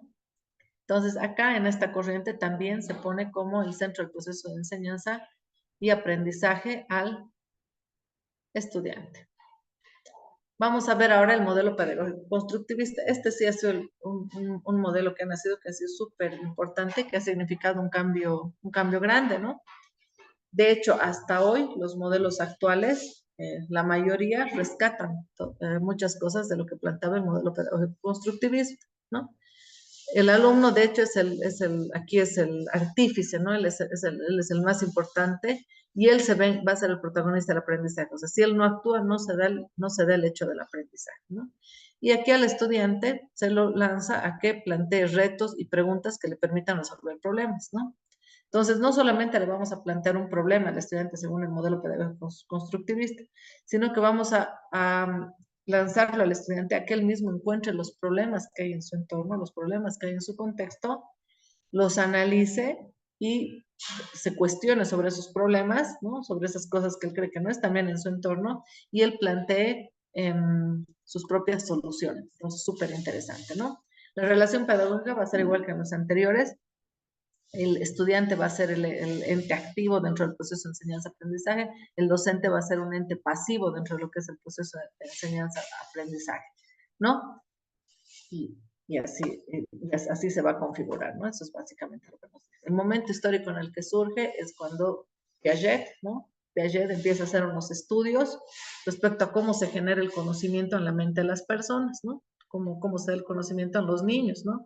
En la primera década del siglo XX, más o menos, ¿no? Hasta la segunda mitad de ese siglo hace todo este estudio, ¿no? Y a partir de ese análisis que empieza, de esa investigación que hace Jean Piaget, se empiezan realmente a romper los paradigmas con una base ya más científica, ¿no? Entonces, por eso es que el constructivismo realmente impacta. Dicen, no, aquí hay una base científica, este señor ha hecho esta investigación, entonces esto sí va a servir para romper ese paradigma de la educación tradicional. Si bien antes habían otras propuestas que estaban relacionadas al romanticismo, al liberalismo y todo aquello, ¿no? O lo que había planteado John Dewey también, no es hasta este momento, porque hay un estudio científico de cómo se genera, que hace Jean Piaget, de cómo se va generando el conocimiento, que realmente se acaba de romper ese paradigma, ¿no? Entonces la gente se empieza a reunir para hablar de este tema, ¿no? En las décadas más o menos de 1950, 1970, ya se tienen expertos que se reúnen para analizar todo este tema educativo a profundidad, ¿no? ¿Qué contenidos se van a privilegiar? Entonces, cuando ya se habla de constructivismo, se habla del saber, de tres saberes, ¿no? Ya adicionamos saberes. Habíamos visto que la educación tradicional, para ellos era importante saber conocer, ¿no? Y que el estudiante pueda repetir el conocimiento que le da el docente. Y en las siguientes que van apareciendo, en el romanticismo y de ahí en adelante, hemos visto que es importante que el estudiante viva la experiencia. Entonces, ya se aumenta ahí el saber hacer, según lo que el constructivismo, ¿no? El saber hacer. Pues sí es importante que el estudiante, a partir de tener el conocimiento y poder repetirlo, también lo sepa aplicar. Pero aquí en el constructivismo tenemos también un nuevo saber que se adiciona, que es el saber ser, que es la parte actitudinal. Entonces, el saber conocer es lo declarativo, ¿no? Lo que yo sé de datos, hechos, principios, conceptos, teorías, ese tipo de cosas. Lo procedimental es que yo en lo práctico lo aplique, ¿no? Lo ejecute, tenga mis procedimientos claros y los pueda ejecutar, las estrategias, técnicas, habilidades, destrezas que yo voy a tener comunicativas de cualquier forma. Y lo actitudinal, que tiene que ver con los valores, ¿no? Cómo yo soy afectivamente con otros, cuál es mi conducta. También tiene que ver con lo cognitivo, seré responsable, no seré responsable, seré puntual, no seré puntual. Entonces, nos dice el constructivismo, los contenidos tienen que estar enmarcados en tres áreas, ya no solamente en una ni en dos, sino en tres, y aumenta esta parte actitudinal. ¿Qué tipo de estrategias, qué tipo de metodologías van a utilizar? ¿Cómo se va a hacer la evaluación? Entonces, aquí se complejiza. Ya hemos dicho que la evaluación, cuando hablábamos del modelo tradicional, como solo se evaluaba la repetición, se podía evaluar con exámenes, ¿no? Como nos mostraba el videito, con exámenes estandarizados, ¿no? Es increíble ver cómo en Estados Unidos todavía se mantiene esas prácticas bien tradicionales, ¿no? Pero el constructivismo nos dice otra cosa, ¿no? Constructivismo nos dice ya no se puede evaluar solamente de forma individual, ¿no? De forma individual y cuantitativa, hay que evaluar también de forma cualitativa, porque la memoria, el saber reconocer, se puede evaluar de forma cuantitativa. El saber hacer, tal vez también planteándoles casos, viendo si lo resuelve o no lo resuelve de manera adecuada, pero ¿cómo evalúas el saber ser, la parte actitudinal? ¿Cómo evalúas sus valores? Pues eso es complejo, entonces eso es algo cualitativo. Entonces entra lo cualitativo dentro de la evaluación, ¿no? Entonces, dentro de la evaluación. Ahora, es también complejo porque el estudiante aquí se vuelve el artífice de la generación de su propio conocimiento, ¿no? Y además, ¿qué nos dice el constructivismo? Que el conocimiento se va a construir no solamente de manera personal. Antes, si se dan cuenta, en las otras teorías se planteaba que el aprendizaje individual. Yo voy a aprender de acuerdo a mis intereses. Entonces me muevo allí y aprendo. Yo aprendo de acuerdo a lo que yo creo, porque mi libertad es importante, ¿no? Con la memoria igual yo aprendo de acuerdo a cuánto yo repito de lo que él me dice. entonces a nivel individual. Pero el constructivismo es el primero que nos dice, no, la construcción del conocimiento va a ser no solo personal, sino también puede ser colectiva, es decir, podemos construir conocimiento entre más de uno. ¿Y por qué es importante que sea colectiva? Porque también tenemos que desarrollar el saber ser, que tiene que ver con mi actitud hacia las otras personas, mi actitud, ¿no? Hacia el resto, mi responsabilidad y todo. Entonces, el constructivismo, este modelo aquí marca realmente un cambio. Vamos a tener después el modelo conductista. ¿Qué plantea el modelo conductista en el año 1960, ¿no? Que el aprendizaje, el modelo conductista, se da a través del entrenamiento, así como los ejercicios, ¿no? Y de repetir y practicar, y tal cual los ejercicios, que así se da el conocimiento también teórico, ¿no? Entonces, se suma una evaluación centrada en el resultado final y basada en gran parte en premios y recompensas. Entonces, el conductismo, ¿qué nos dice? El conductismo nos dice, las buenas conductas las voy a premiar y las malas conductas las voy a castigar, ¿no? Entonces, más o menos así. ¿Y cuál es el castigo? Generalmente el castigo en el método conductista es quitarle, hoy en día el castigo es quitarte nota, ¿no? Esa es la forma de castigar, así muchos de nosotros hemos aprendido, ¿no? La relación entre el estudiante y el docente no es buena, ¿no? Están muy separados, porque nuevamente el alumno, igual que en el modelo tradicional, solamente recibe información y el docente en este modelo vuelve a ser el centro del proceso de enseñanza-aprendizaje, ¿no? El momento, ¿quién plantea este modelo? Es Pavlov, ¿no? Y dice que él hace un estudio, también hace una investigación, que lo que hace él es observar la conducta. Y lo que trata de hacer él en sus experimentos es tratar de modificar la conducta de los niños a partir de darles premios, ¿no? Entonces, dándoles premios, él logra que sus conductas se modifiquen, ¿no? Los contenidos que se privilegian. En el conductismo, en este tipo de corriente pedagógica, vamos a tratar de enfocarnos en cuál es la experiencia que va a tener ese estudiante y qué sentimiento le vamos a generar.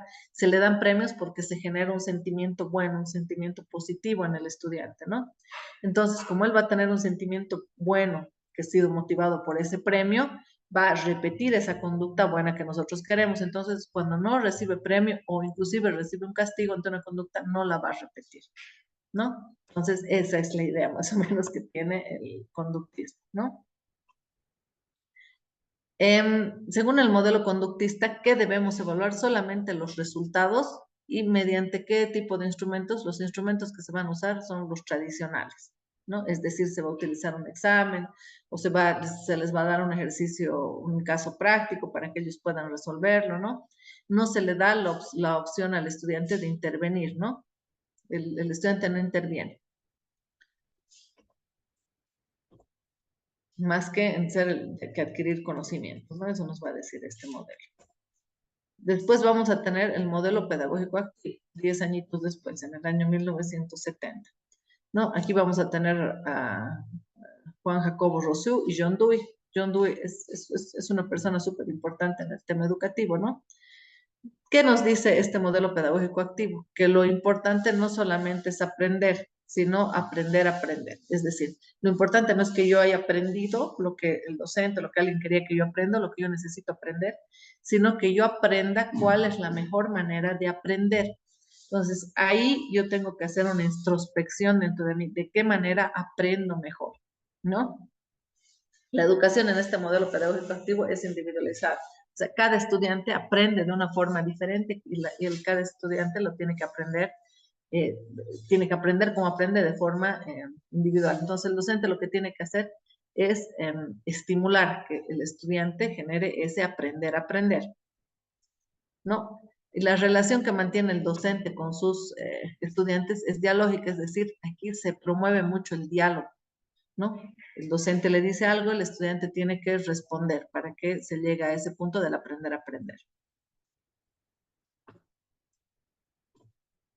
¿En qué momento histórico surge? Ya hemos visto que son Jacob Rousseau y John Dewey en los años 70, ¿no? ¿Qué dice esta corriente pedagógica también, que es importante, que está ahí anotadito para que yo no me olvide, que esta corriente promueve desarrollar un espíritu científico en los estudiantes para que ellos se puedan desenvolver en la vida?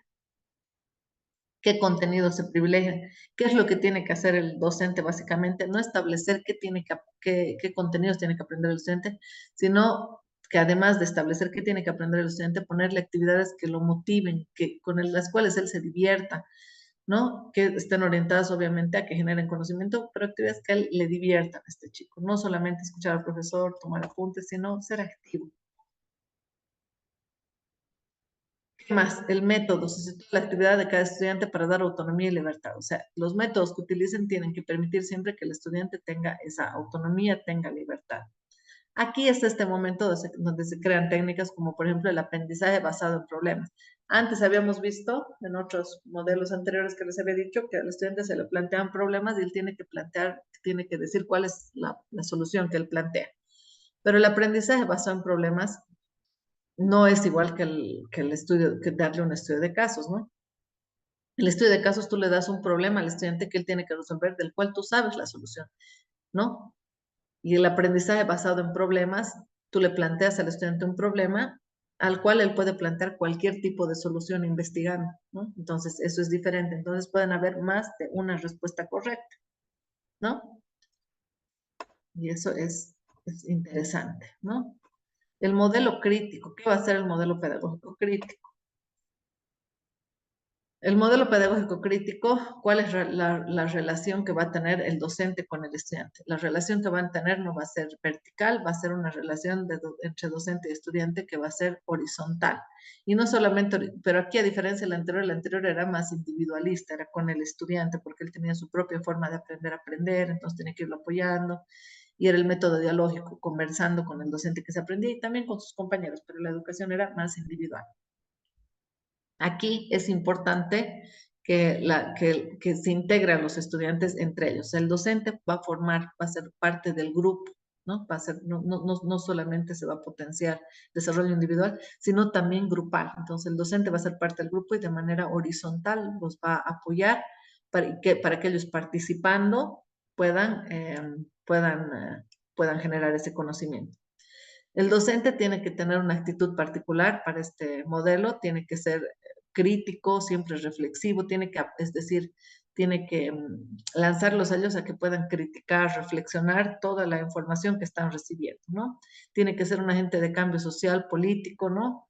Y tiene que enseñarles a los estudiantes también cómo confrontar ideas, cómo exponer sus opiniones. Eso es importante en este modelo pedagógico crítico, básicamente criticar la realidad actual, enseñarles cómo hacerle, cómo plantear sus ideas. Este modelo teórico surge en la Escuela de Frankfurt, sobre todo con este señor Habermas. Se desarrolla a partir de los años 70 y después va llegando a los otros lugares como España, ¿no? En la segunda mitad de la década de los 80. ¿Qué contenidos se van a privilegiar? ¿Cómo el docente va a decidir qué es lo que se va a llevar? Lo que el docente es no decidir exactamente qué se va a llevar. Lo que va a hacer el docente es, que cuando tiene una materia, es hacer que los estudiantes investiguen, ¿no? Entonces vamos a buscar qué problemas hay en el contexto y van a investigar ese problema desde un punto de vista crítico, ¿no? Y así se van a llegar, o sea, no está predeterminado, así se van a llegar a los resultados que queremos para esa materia a partir de hacer una investigación, ¿no? El docente tiene que saber escuchar en el uso de estrategias y respetar la autonomía y lo que ellos piensen y sus puntos de vista, ¿no? Y entonces tiene que ser una persona muy abierta, ¿no? Muy, muy objetiva. Y aquí se va a empezar a dar más peso a lo que es la autoevaluación y la coevaluación. Como se trabaja en grupos, como el docente forma parte de uno más del grupo, entonces es importante que se coevalúen, que entre ellos, entre los estudiantes, se puedan coevaluar, y es importante también una autoevaluación del estudiante. Aquí empiezan a tomar fuerza estas dos figuras, estos dos conceptos. El modelo socialista nace a partir del 1980, 1990 aproximadamente. ¿Y qué plantea este modelo socialista? Su objetivo principal es educar para el desarrollo máximo y multifacético de las capacidades e intereses del individuo, ¿no? Entonces, eso va a ser lo interesante, ¿no? ¿Qué tiene que aprender entonces el estudiante? Tiene que aprender contenido, tiene que aprender cuál es el método, cómo científicamente se genera el contenido y poder desarrollarlo, ¿no? Poder desarrollar este conocimiento. ¿Cuál va a ser el rol del docente dentro de este nuevo corriente pedagógica? Él va a promover el aprendizaje, pero también tiene que promover el desarrollo humano y el desarrollo social. Es decir, no solamente que el estudiante aprenda algo que le sirva para su trabajo, sino que él sea un buen ser humano y él sea una buena parte, un buen ciudadano dentro de su sociedad, que aporte a su sociedad, ¿no? Entonces el docente tiene que ser investigador, tiene que ser creativo, tiene que ser una persona proactiva y que sepa hacer que los estudiantes puedan armar equipos de trabajo, ¿no? Y ese básicamente es el rol del docente. El rol del alumno, el alumno aquí no se espera que esté callado, que no hable, que no diga nada, que no participe. El estudiante es necesario que sea una persona participativa, ¿no? Que sea activa en la generación de su conocimiento, que hable, que haga análisis sobre su entorno, que interprete, que diga qué debería estar, qué estaba mal, qué debería estar mejor, ¿no? Entonces, tiene que ser capaz de investigar por sí mismo para buscar soluciones o para buscar las causas del por qué ha pasado ciertas cosas. Entonces, es necesario que tenga una actitud crítica, que reflexione críticamente sobre las cosas que vaya a analizar, ¿no? Siempre basándose en el humanismo, entonces, en los valores humanistas, siempre va poniendo como cosa principal los valores, la parte humana. El momento sociohistórico en el que surge a partir del siglo XX en la Unión Soviética. Contenidos que se privilegian como es un modelo socialista, ¿no? Los contenidos son científicos, técnicos, polifacéticos, politécnicos, o sea, de todo un poco, ¿no? Entonces, se debería llevar básicamente todo tipo de contenidos, tanto teóricos como prácticos, como del saber ser, siempre que todos estos contenidos estén enfocados a que de alguna manera este estudiante cuando salga profesional aporte a que crezca su país. Entonces, básicamente a eso, ¿no? Al crecimiento de su sociedad, ¿no? Y a que aporte, ¿no? Como fuerza laboral. Entonces, eso es importante dentro de este modelo pedagógico. Entonces, las estrategias van a ser variadas, ¿no? Van a ser tanto desde el saber conocer, del saber hacer, del saber ser, es decir, el docente va a tener una parte expositiva, también se le va a permitir tener experiencias prácticas, porque pone énfasis en lo que es el trabajo productivo, ¿no? Y también se van a tener actividades valoradas cualitativamente que van a medir la capacidad del saber ser. Muy, muy, muy interesante. El modelo pedagógico cognitivo, más o menos entre 1996 y 1999 aparece este modelo pedagógico. ¿Y qué es lo importante dentro de este modelo pedagógico cognitivo? ¿Qué destaca este modelo? Básicamente que el conocimiento se da a nivel cognitivo, a nivel intelectual en cada uno de los estudiantes, ¿no? Y que entonces el protagonista va a ser el estudiante, ¿no? Y el docente va a ser un apoyo, pero para que se dé ese desarrollo de manera individual, ¿no? Entonces, el profesor va a facilitar la información y el estudiante cognitivamente es el que lo va a hacer realidad, ¿no? Va a hacer realidad ese conocimiento.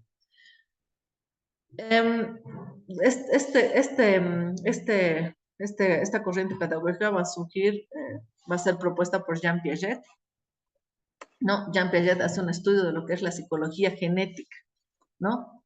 Entonces dice que para cada persona, por su genética, va a ser diferente la forma cognitivamente en que va a generar el conocimiento, ¿no? Que va a tener fases diferentes de acuerdo a su biología, ¿no? Y él nos habla de la etapa de desarrollo próximo, la etapa de desarrollo próximo para el aprendizaje, donde nos explica cómo cognitivamente se genera el aprendizaje, de acuerdo con las necesidades y condiciones de cada uno. Nos dice que para cada persona, dependiendo su contexto y también su biología, va a ser diferente, ¿no? ¿Qué es lo que dice Jean Piaget que debería, respecto a contenidos, por ejemplo, privilegiarse, ¿no? Que los contenidos que van a servir van a depender también de estas condiciones biológicas, de estas condiciones cerebrales y todo aquello de esta condición contextual de cada uno de los estudiantes. Entonces, lo que debería hacerse es buscar una relación entre los materiales y lo que el estudiante en específico necesita. Entonces, no establece exactamente qué tipo de materiales, pero dice que deberíamos buscar aquellos materiales que se ajusten a esta biología del estudiante. Eso básicamente, ¿no? Entonces, aquí ya hablamos de lo que es la evaluación formativa y la evaluación sumativa. ¿Qué va a ser la evaluación formativa? La evaluación formativa se va a ir dando en el proceso, mientras estamos en el desarrollo del proceso, y vamos a ir viendo cómo va avanzando, cómo va evolucionando en su percepción, en su adquisición del conocimiento. Y la evaluación, que es la sumativa, va a ser como que la evaluación final. Finalmente, ¿ha llegado y en qué porcentaje ha llegado a este fin que nosotros teníamos, ¿no? Primero, hay que preparar a este estudiante para que busque los saberes previos dentro de su propia cabecita, ¿no? Después tenemos que activar esos conocimientos previos que tenemos mentalmente y después recién esos conocimientos previos los vamos a poder integrar con los nuevos conocimientos que estamos adquiriendo. Entonces, las dos primeras partes, los dos primeros pasitos de que él va a buscar lo que tiene en su cabecita y después después lo va a presentar, lo va a procesar y lo va a unir después a sus conocimientos posteriores, va a ser la evaluación formativa. Y lo que haya generado después el producto de todo eso, recién va a ser la evaluación sumativa, perdón. La anterior va a ser la formativa y después la sumativa. Y aquí también se comienza a hablar de lo que es la evaluación diagnóstica, es decir, cuáles eran esos conocimientos previos que él tenía, ¿no? Entonces los docentes empiezan a aplicar evaluación diagnósticas, evaluaciones formativas y evaluaciones sumativas, ¿no? Dentro de sus estrategias. Nos vamos a ir ahora al modelo pedagógico histórico-cultural de finales del siglo XX, ¿no? ¿Cuál es la relación pedagógica? El docente, como estamos hablando de este modelo que es pedagógico-cultural, este modelo pedagógico-cultural nos dice la cultura es importante, ¿no? Dentro del proceso de aprendizaje. Entonces, el docente lo que va a hacer es ser mediador de la cultura, ¿no? Entonces, va a ver culturalmente qué tiene que aprender el estudiante, afectivamente, cómo tiene que ser para ser un buen ciudadano, para culturalmente ser un buen representante, ¿no? De nuestra sociedad. Entonces, el docente va a ser ese, va a ser el que le va a decir al estudiante, la cultura busca esto de ti y tú tienes que llegar a esto. Y el estudiante va a tener que construir, en función a lo que el docente le está planteando, su propio ser, ¿no? Individualmente, autoconscientemente, entendiendo bien por qué tiene que ser ese ser humano ideal considerado socialmente, ¿no? Vygotsky aquí es el que nos plantea, es el principal representante de este modelo sociohistórico-cultural, pedagógico, perdón, y crea una nueva teoría que abarca una concepción del desarrollo cultural del ser humano por medio del uso de instrumentos, ¿no ven? Y el instrumento va a ser el pensamiento, es decir, vamos a crear vamos a aportar a la cultura a partir del pensamiento de cada una de las personas, ¿no? Aquí se divide en dos también esta corriente pedagógica, que es la naturalista y la cognitivista. La cognitivista que dice que es todo este proceso cultural se va a dar en el cerebro, y la naturalista a través de las sensaciones que el estudiante genere con su entorno, ¿no? ¿Qué contenidos se van a privilegiar? Los contenidos que se van a privilegiar son aquellos que van a aportar, obviamente, en la supervivencia de la cultura, ¿no? La información entonces que le da al estudiante, el docente, tiene que ser la real, lo más parecido a lo que culturalmente se está viviendo en ese momento, y el estudiante es el que tiene que aprender, percibir eso y meterlo, ¿no? Dentro de su cabecita cognitivamente. Para esto entonces, obviamente, la exposición no va a ser la única estrategia que va a usar el docente, ¿no? Sino que va a tener que incluir otro tipo de actividades, ¿no? El ambiente de aprendizaje va a poder incluso ser la sociedad, ¿no? Hay que sacarlo a que lleve, a que haga prácticas, hay que meterlo en laboratorios que lo acerquen lo más posible a la realidad, ¿no? Entonces ahí aparecen estos nuevos tipos de ambientes, es decir, la enseñanza no se va a dar solo en el aula, sino en un laboratorio, sino a partir de su contacto con la realidad, porque el estudiante tenemos que lanzarlo a que interactúe con la sociedad para que entienda cómo funciona esta cultura, ¿no? Y el estudiante es importante que dialogue con las personas que forman parte de esta cultura, entonces lo tengo que sacar ese tipo de actividades, ¿no? El uso de estrategias, Aquí también vamos a hablar de la zona de desarrollo próximo, ¿no? Que va a tener que ver con la forma en cómo se genera el aprendizaje de manera cognitiva, ¿no?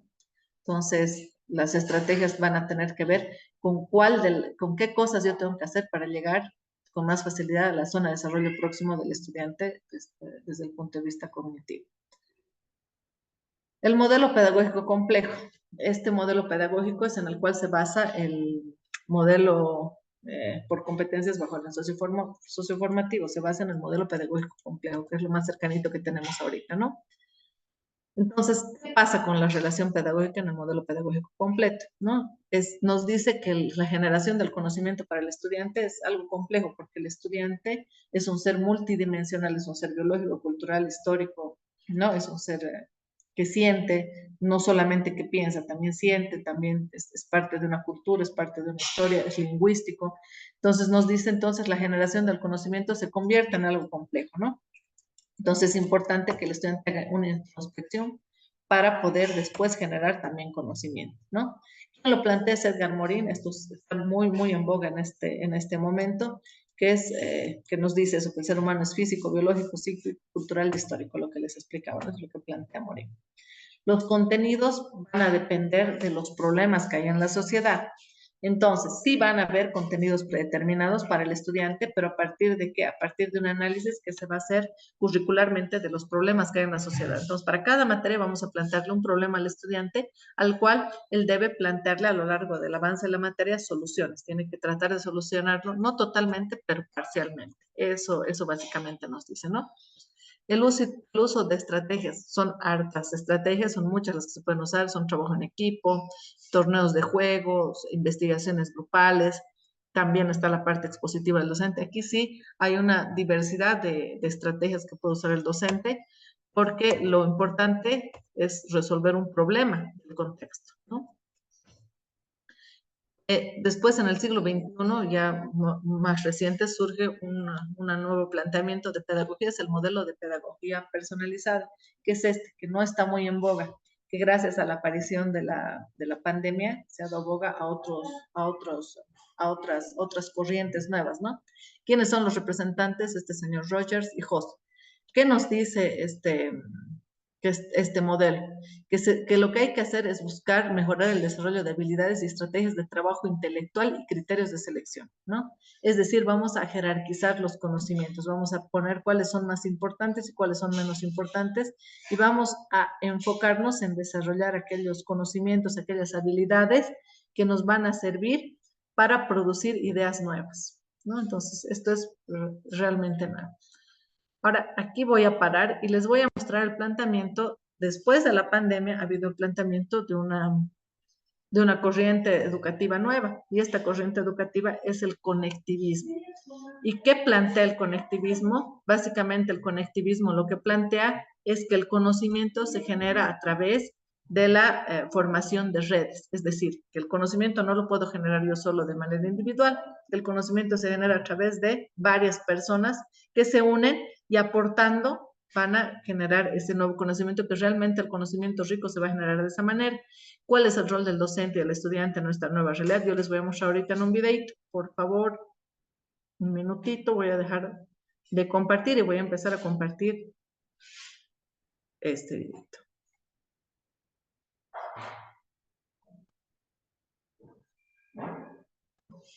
Un minutito, por favor.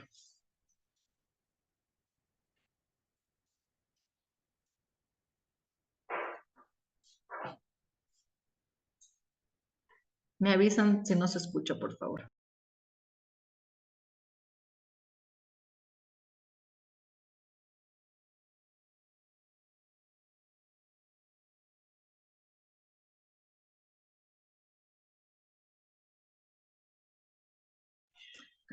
Un cachito, quiero revisar si compartí con audio. Mucho dudar, así está funcionando.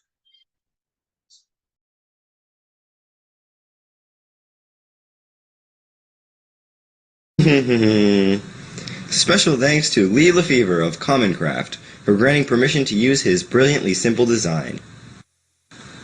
This, my friends, is a true story.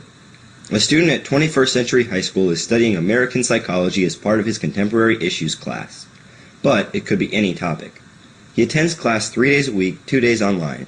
He doesn't have a textbook. His teacher almost never lectures. She is a student of connectivism, a theory that presumes that learning occurs as part of a social network of many diverse connections and ties. This network is made possible through various tools of technology. The tools themselves are not as important as the connections made possible by them. This teacher empowers her students to take control of their learning and make new connections with others who will strengthen the learning process. Before our student embarks on his learning adventure, he must spend some time building his personal learning network. He practices finding valid websites about the American psyche. He is taught how to assess and validate information to ensure its credibility. He uses Google Scholar and his school's library database to search for scholarly, peer-reviewed articles on his topic. When he finds a website or article that is worthy, he posts it to his social bookmarking site, a place where people share URLs they have bookmarked on specific topics. He finds other people who have bookmarked sites about the American psyche, and he shares the sites he has found. Next, he searches for blogs that others have written about the American psyche. He understands that blogs often reflect opinions rather than cold hard facts. Based on what he has learned so far about the American psyche, he can choose to comment on these blogs and offer his own informed point of view for discussion. In order to manage these blogs, he uses a reader to subscribe to them. That way, he can tell when a blogger posts an update. Once our student builds a knowledge base, he creates his own blog to post reflections about what he has learned. His classmates and virtually anyone in the world can visit his blog and comment on his informed opinions. 21st Century Student loves his MP3 player, but there's more on that device than his favorite music. He subscribes to a number of audio and video podcasts that support his learning. Through iTunes U, he has access to thousands of courses recorded by actual professors from Stanford, Yale, Cambridge, Open University, and countless others. In fact, he finds a lecture from a course called Social Psychology, offered at UC Berkeley. He literally has access to the best professors in the world. While researching his topics, he stumbles upon a documentary about the American psyche. A Dutch-born Canadian immigrant filmmaker crosses America to interview Americans about their homeland.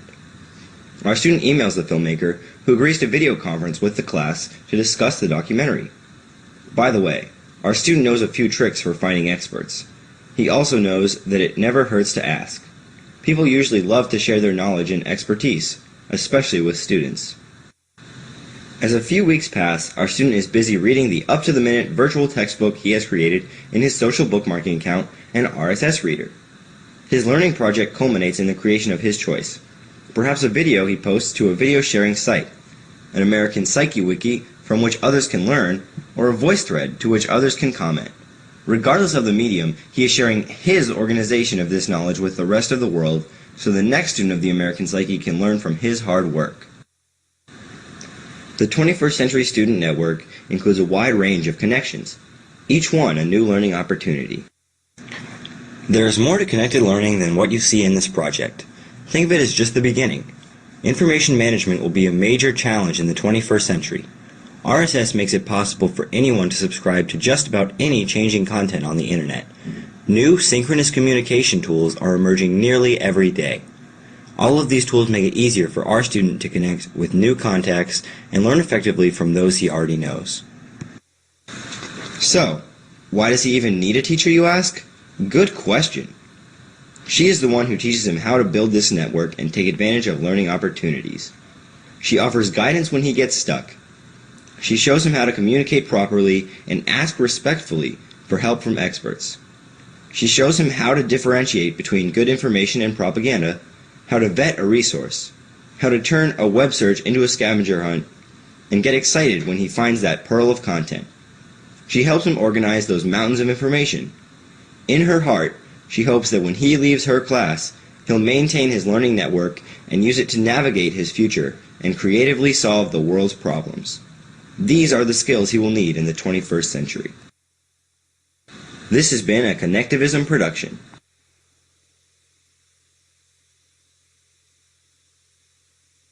Y eso es lo que plantea esta nueva corriente, ¿no? Que es el conectivismo en particular. Bueno, con eso hemos acabado con el contenido que teníamos previsto. Perdón, un ratito, se ha quedado aquí encendido esto. Perdón, ya está. No apagué el audio. Bueno, con eso hemos concluido les decía, con el contenido. Van a disculpar, he hablado un montón porque realmente el contenido era bastante amplio y al tratarse de pedagogía y de esta parte del conocimiento conceptual, pero que hay que profundizar mucho, bueno, pues he necesitado hablar demasiado. No sé si alguien tiene alguna pregunta, alguna consulta relacionada a la materia, a lo que he sido exponiendo, o algún comentario, igual es bienvenido.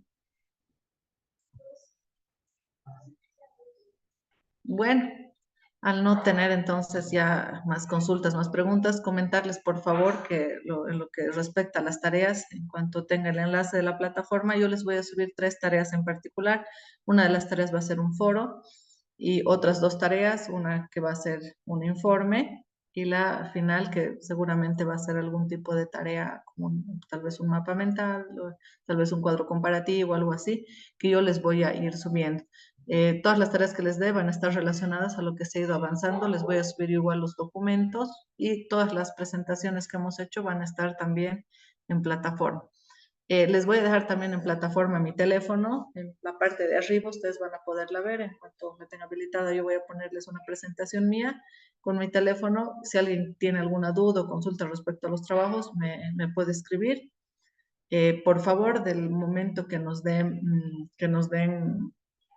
desde el momento que me habilitan la plataforma, yo creo que para presentar los trabajos vamos a tomarnos un lapso de una semana y media. Entonces, atentos por favor a las fechas de vencimiento, va a ser aproximadamente una semana y media como máximo, es decir, unos 10 días, para que ustedes puedan desarrollar las actividades que no son complicadas. Básicamente, una es un foro, la otra va a ser un mapa mental o cuadro comparativo, una actividad de ese tipo, y la final va a ser un informe. Bueno, con eso estaríamos concluyendo, mis estimados. Un gusto realmente conocerlos. Espero que tengan una linda experiencia el resto de la maestría y para lo que necesiten, y ahí en la plataforma van a tener mi contacto. No se retiren, por favor, que tengo entendido que tienen que llamarles lista. Entonces, un minutito, por favor. Yo creo que no tardan ya los coordinadores. Gracias a usted, dicen Eddie Ramos.